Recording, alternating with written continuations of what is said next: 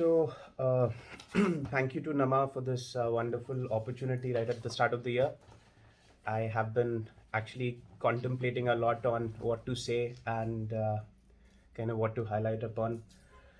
I think a lot of presentations have kind of covered many things around consciousness, and it's by no means an easy concept to understand, and definitely not merely by intellectual strivings. I think it requires much more than that, and I have been striving to practice integral yoga for the last 5 years now, and it has been a wonderful journey. And I hope that some of these experiences would be of value to all of us in the collective today. And please feel free to raise a hand, and I will stop right there. You can ask questions. I would much rather that this is as interactive as it can be. So don't hesitate, just raise up your hand, and I'll stop there and be happy to build further on that line of conversation. We will do it in a spirit of satsang and samvad in the collective, and I hope that something nice emerges for all of us. So, in the integral yoga, individual sadhana is a very integral part of the whole process of yoga, and as I have been, connecting more and more to the essence of integral yoga in my imagination, I kind of realized that there is also a huge component of collective sadhana, very much as a possibility in at least how I'm striving to practice integral yoga. So some of it is clearly, obviously, based on my own personal experiences and my take on how progress, the urge to progress, can be manifested in our day-to-day living, and we can gradually come to a poise where we are of value to our own growth and also to others around us.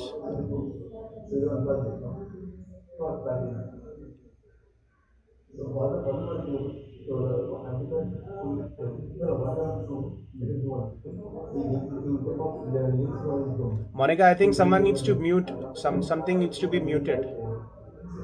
All right, thank you. So no worries. So yeah, like I was saying, that clearly individual sadhana is a very integral part of what we are striving to do, but also there is a component of and opportunities and possibilities of doing some of these things parallelly in the collective, which personally, in my own experience, has been of a lot of value, and I would want to share some of that too. Um, you know, a lot of speakers have obviously talked about the psychic being and ways to experience it more and more in our day-to-day living, and also to kind of bring it in our lives. And I would clearly be tempted to touch about that as a setup to what I want to talk about in the coming minutes. So, like Sri Aurobindo says in The Life Divine, and it is a very often quoted line of Sri Aurobindo, the essential the problems of human existence are essentially problems of harmony, and if we were to contemplate on it more and more, and to kind of see how it actually also manifests in our daily living, whether it be at an individual level, or say at a family level, or at a society level, at a country level, humanity level, we see that there is a lot of disharmony at the root of a lot of problems of our existence, whether it be our own relation with ourselves, or our relation with, say, people in our immediate vicinity, or at large with the world, with nature, and so on. So the the the idea of integral yoga and the process of deepening and connecting to the psychic being is that the other instruments, the other parts of the being, start to operate harmoniously more and more under the guidance of the psychic being, and that is in itself a process, and I think that process is of value to all the practitioners of yoga, and especially so of integral yoga.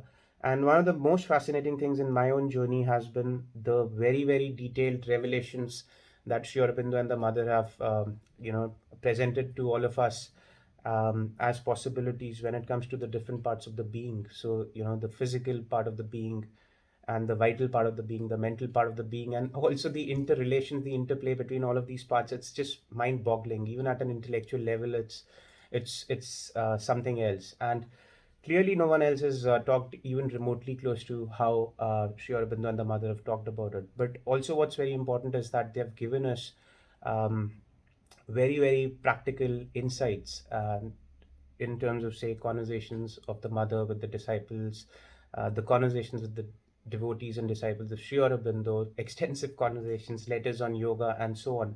So, to kind of um, approach this sadhana merely intellectually clearly would not suffice. It has to be brought into life. And my own personal journey has been that I have been associated very closely with the Sri Aurobindo Ashram Delhi branch, um, more so for the last 5 years. But I was born right across, so there has been some relation all through my living experience. But I had done a yoga course in 2018. That was a 20-week yoga course with a very beautiful blend of theory and practice. And in that, I had obviously heard all life is yoga over and over again. And gradually, I started to strive to bring it more and more in my own life, in my relationships, in my relationship also with my own self. And when I also got some insights into the different parts of the being, I kind of realized that, okay, this is clearly for me the sadhana that I have to do, kind of, go deeper, really figure out what is going on, because there was a faint intuition always that clearly I don't quite understand myself, and I do not know what is happening within, and maybe for what reason, and then I read something from the mother, and it's called Science of Living. It's a beautiful, short, crisp elucidation of how to probably begin this sadhana. And she says that I'm trying to recall it, so probably not be verbatim, but to know oneself and to control oneself is the true purpose of education. And I really got swept off my feet, and I felt that this is clearly what, something in me was always finding at fault with the education system, say, whether it be through schooling or through my experience in engineering or MBA, or for that matter, even at work. And that's when I started to realize that there is something much deeper within. There is an inner being clearly, and it has often tried to guide me. And the disharmony, the conflict of existence has primarily been because there are other parts of the being which also want their share of the pie in the day-to-day living. So there is the vital, the mental, and you know and the physical. They have their own evolutionary roots. They have their own tendencies, their impulse, their wants, their way of getting things done. And because I have plied for so long, clearly there is now some change that is called for, and it would be by going deeper. But then, merely by intellectualizing it, how would it happen? So over time, I think, and it's not been easy, and it's still not easy, and it's not easy for anyone. So, but that's part of the process, right? And that's part of the beauty, and that is also what kind of, at least to some degree, satisfies our urge for progress. Because when we do start to experience a shift happening, we realize more and more that, okay, maybe this is the inner voice, and the in a way the outcome is spontaneous joy, and it's instantaneous. And when we start doing it over and over again, we realize maybe this is the way to live. But then how do we conduct ourselves on the outside? Because while my whole topic is around contagion of consciousness, and the premise being that we clearly influence each other, whether we speak or not, whether we, by our presence itself, we tend to get influenced, right, when we are in the company of others. And it's not just about people, so it's not clearly limited. My line of contemplation is clearly not limited to people alone. It is very much about nature, it is about surroundings, it's about our setting. And all life is yoga clearly commands that all life is yoga. So there is something within us which is moving towards a union. And then what about our outer living and our outwardly conduct? And we can, of course, have a conscious choice that we would strive to bring it in our daily living as much as we can, as often as we can, irrespective of what is the setting, what is happening on the outside, who we are dealing with, what is going on, right? um, and um, it's a wonderful journey, and everyone is meant to do it. And the more conscious we are, I think the more we can also um, participate more actively in yoga in the collective. So that is where I'm kind of coming from. And if anyone has any questions or any comments to make about what I've shared so far, I would be very happy to take a pause and, you know, probably explore something if it's coming to you. And no questions are bad. And please do feel free to share if you have something, or ask if you feel like. Otherwise, I can just go on. So.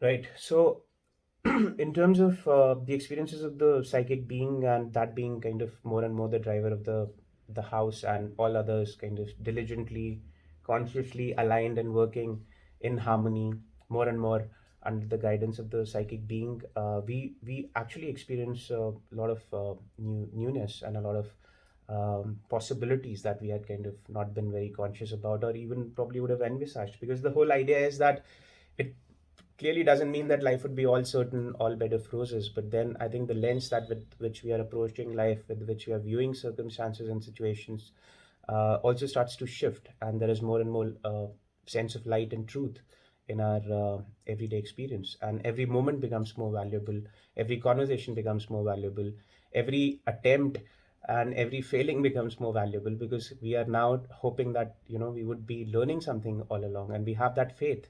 And yesterday, Dr. Bijrani, who has been my mentor for the past 7 years, in fact, he was the one who introduced me on this path back in 2014.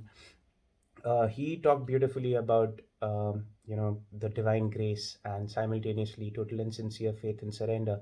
And I think maybe it's worthwhile to spend a minute or two on this being a critical element. Now, how would we surrender unless we are at peace within?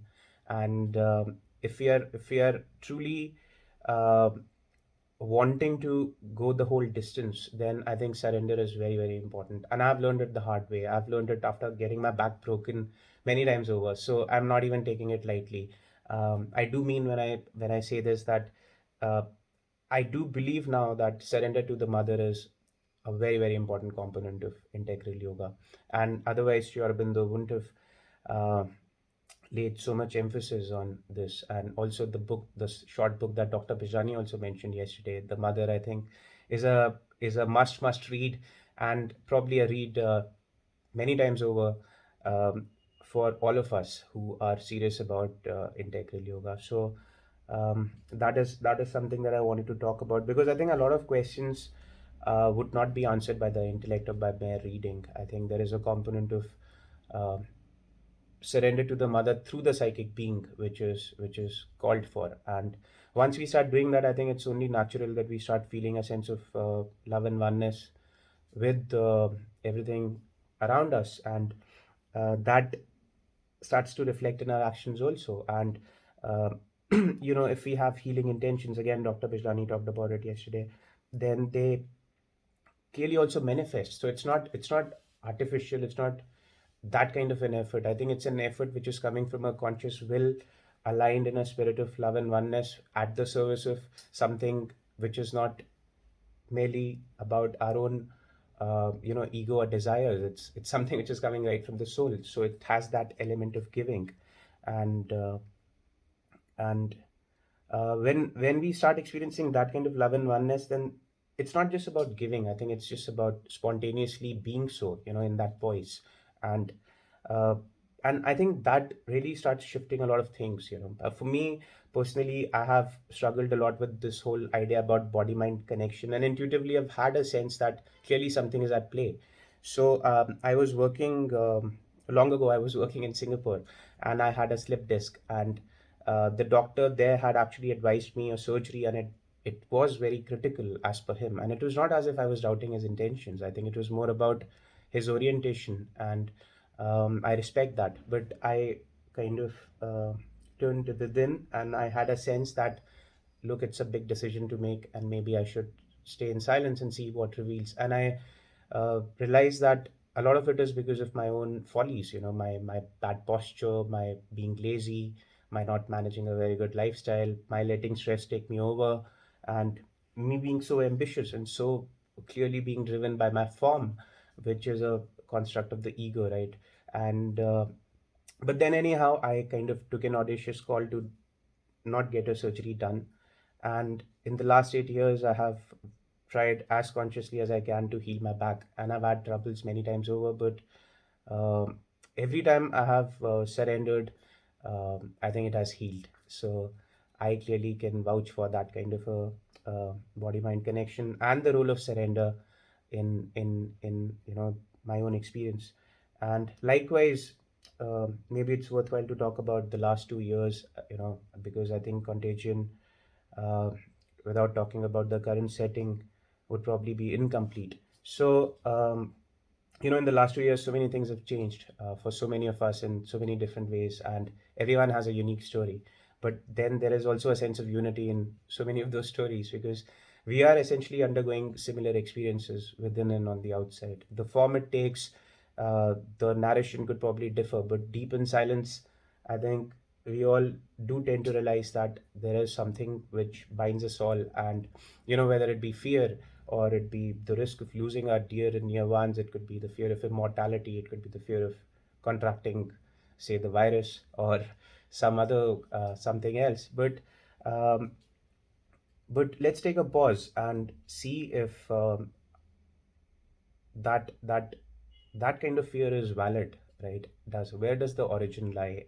And I think often fear steps in when we leave a gap open, when we kind of let an opportunity for that to come in. Obviously, it's not about throwing caution to the winds. It's probably about keeping life simpler, doing your best, and then having that faith, that faith in something which is wiser than us, which is stronger than us, which is more powerful than us, and which is clearly more everlasting than us, to take care beyond a point. And unfortunately, so I think this is not um stressed enough in our education often, and nor does it reflect in our day-to-day conversations with people, say family or at work.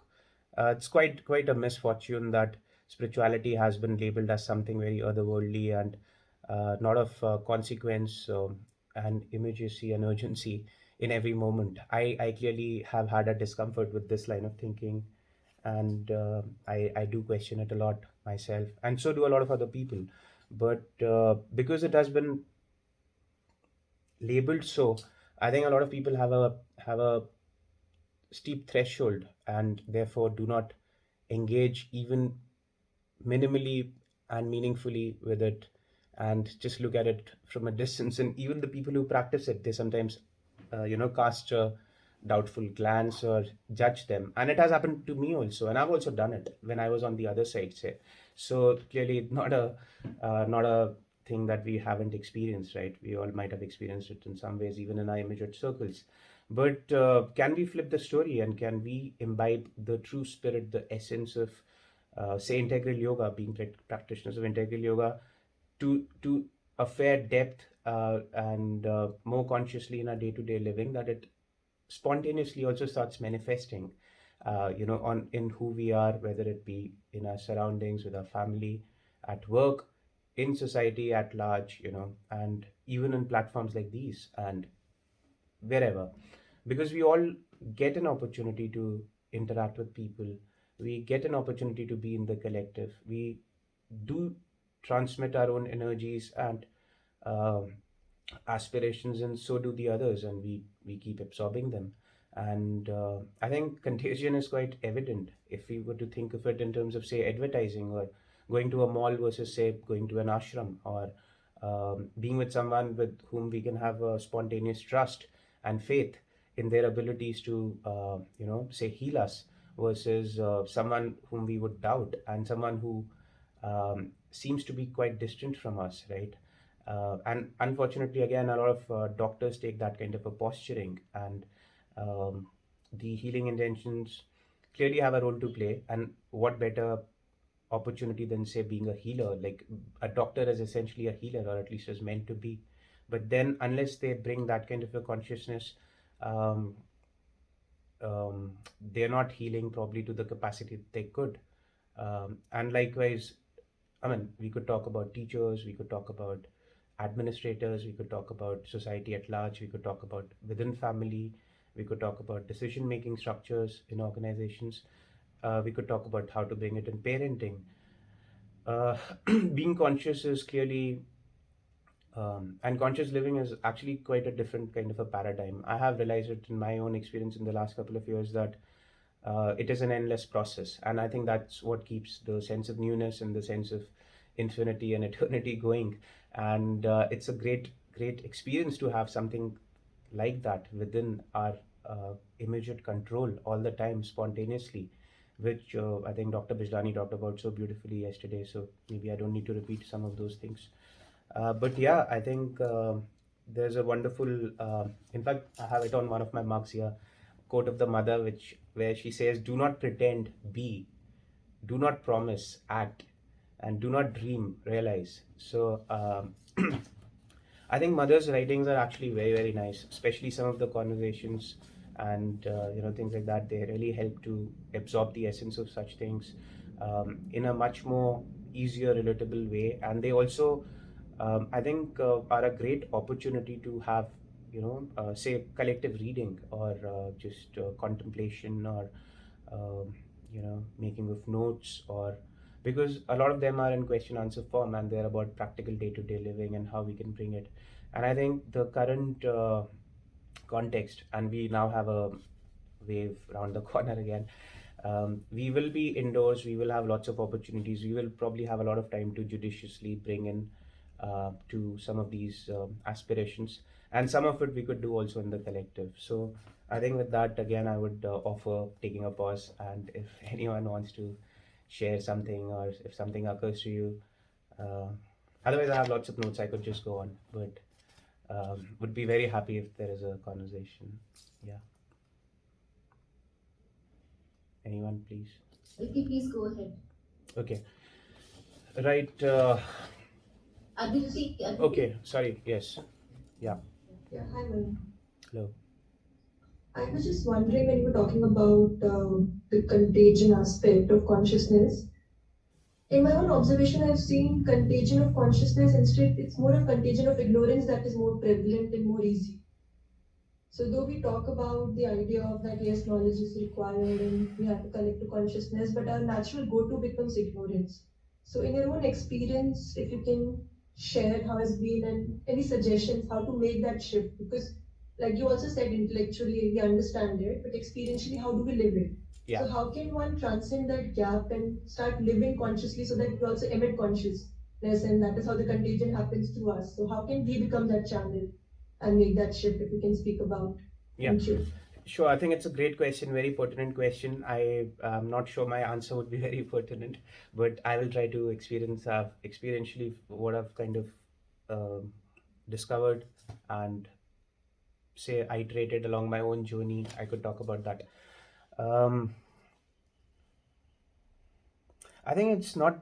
It's probably not a matter of surprise, and it's also by divine design, because I think the divine will and divine wisdom is much more like we are no match, right? So let's first start with that faith that all of it is happening with a plan that we do not quite understand yet. And also in my own experience, as I connect more and more, I surrender more and more, I try to widen my consciousness more and more. And sincerity of aspiration, for me, sincerity of aspiration has clearly been a journey in itself. I really do believe that there is an endless potential when it comes to that. All of us, irrespective of where we are beyond our labels, we can just keep on having a deeper sincerity of aspiration. It's just, I think it's by design. We being transitional beings, I think that opportunity is always open. And I look at it as a great lottery that I've chanced upon, right? So I'll start with that. But I could probably try to answer this question from the perspective of education and true learning, and that veil of ignorance not being probably as visible as it might be if we had a slightly different approach towards a more harmonious, synthetic, integral approach towards education, which, by the way, Sri Aurobindo has already talked about over 100 years ago, and I think the time is coming. We clearly see a lot of newness happening, a lot of adventure, spirit of adventure in younger people, and the mother clearly says that those who are learning are forever young. So I do clearly feel young now that I'm in the learning poise again. But on the outside, there is a certain charm, and again, I think it's by design um, also with the form, right? We are so outer oriented. Our determinants, our metrics of success are outward.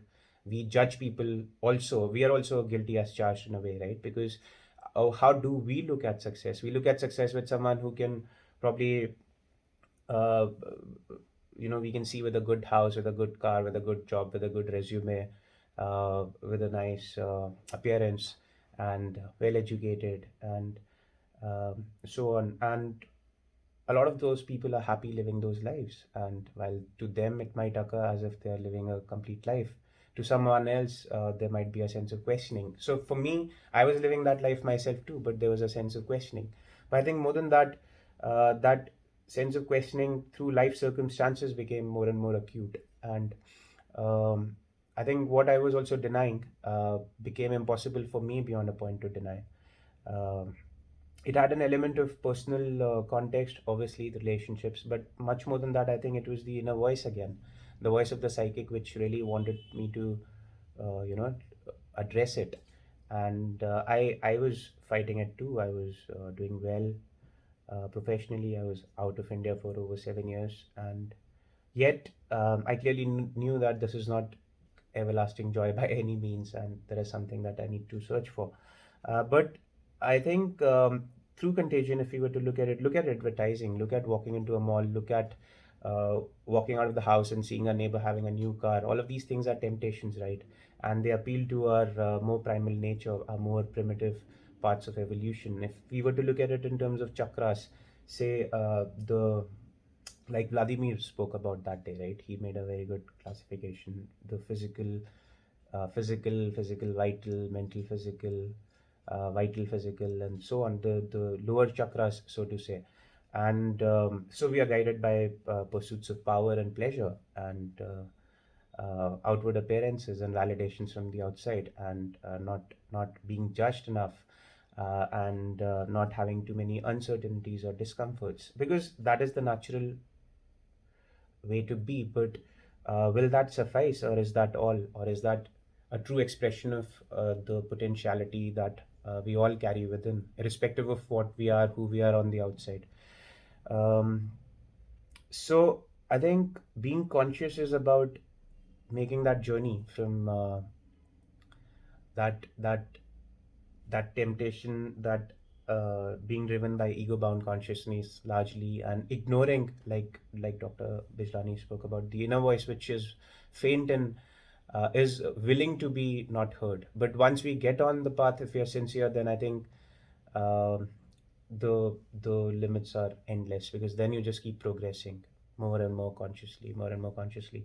But coming back to your question, and I don't know if I've been able to answer some of it, but coming back to your question, I think in the last 2 years, there's been a lot of churn. I personally do believe, I'm very optimistic about this churn. I do believe that a lot of people are questioning the status quo, and some of them have been forced to do so, but nevertheless, it's happening. And I think confronting in the collective and talking about things like fear of death, of falling sick, of lesser immunity, of things like that is also a positive role to play, because now at least we are talking about more pertinent things in the collective. We are questioning our way of living, and is this the best way of living, and what role does our level of consciousness have in our in determining our state of being.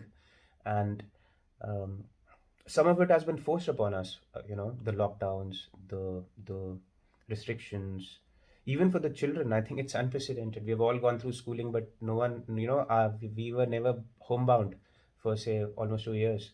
So it's very interesting, but I think it's also important to be mindful that it's almost as if a new cycle has kind of set in. So we are probably at the beginning of cycle. I'm not talking about the virus cycle that's happening in the parallel, but I'm talking about this whole cycle of churn, which is universal in nature. And if we are more and more conscious and we do our bit, I think these are very exciting times. So I would look at it from that lens. And did it? Did I answer your question to some extent? Maybe I digress a bit, but I thought it was important. Right. So yeah, I think it's almost time for Mahanan, me to stop now. Yeah. just a second. I'll just ask if anybody has anything more. Anyone? Any comments, reflections? Yes, I want to say something. Please. But I don't know if there is enough time or not. Yeah, we have still 5-6 minutes to go. Please go ahead. Okay. I think the contagious process is very obvious in our society, but now the protagonist is the fear. It's not, I think, the COVID. It's really the fear. And you can see the resonance in all of our society, in all over the world, right?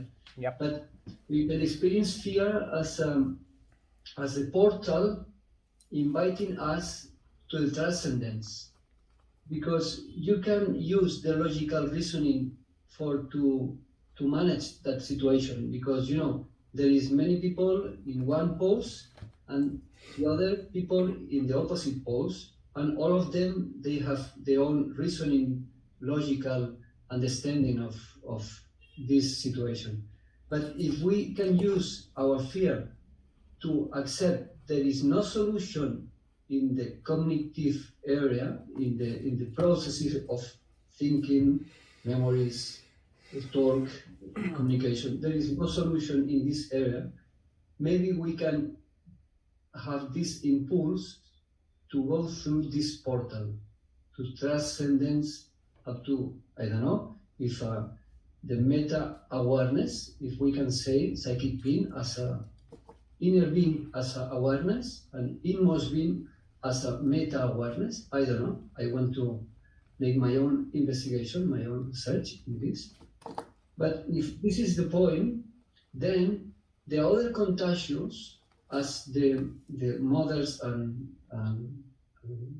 Sri Aurobindo work, there's another kind of contagious. And if you take the example of the life of Sri Aurobindo, who stayed in a room like you a lot of years, how is the dimension of the contagious of this kind of virus 100 years ago? The impact in all the world, because I'm 4.5 hours distance of you in terms of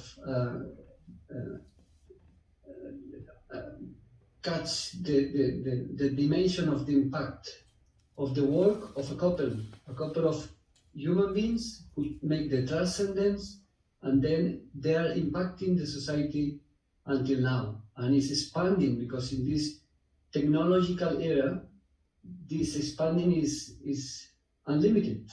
It's going more and more and more. And we are enjoying that, I think. It's another kind of contagious. Right, absolutely. We have the tools. We have the tools. No, clearly, I share the optimism.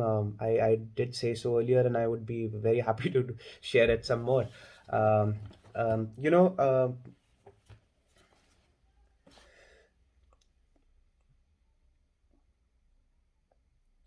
so there is clearly a lot of fear, but then I think a lot of people are also realizing that a lot of those fears are just unwarranted and meaningless, right? Because a lot of people had this fear that, oh, we'll contract it in the last wave. Some of us did, and we healed just fine.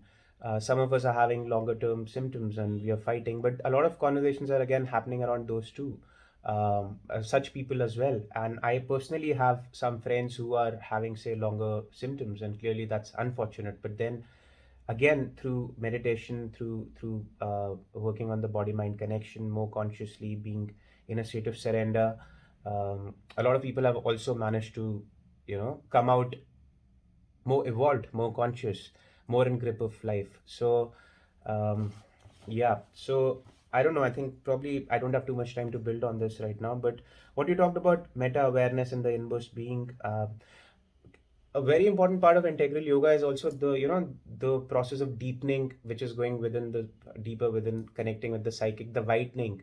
And maybe when you talked about expansion, you were talking about that too. But widening and opening of the senses and opening of the heart again. And I do believe that in the collective it can be done so much more better, as an addition to individual sadhana, and heightening, so opening to higher planes of consciousness. And when we start doing some of these things, we also experience a lot more harmony within, because a lot of contradictions get resolved.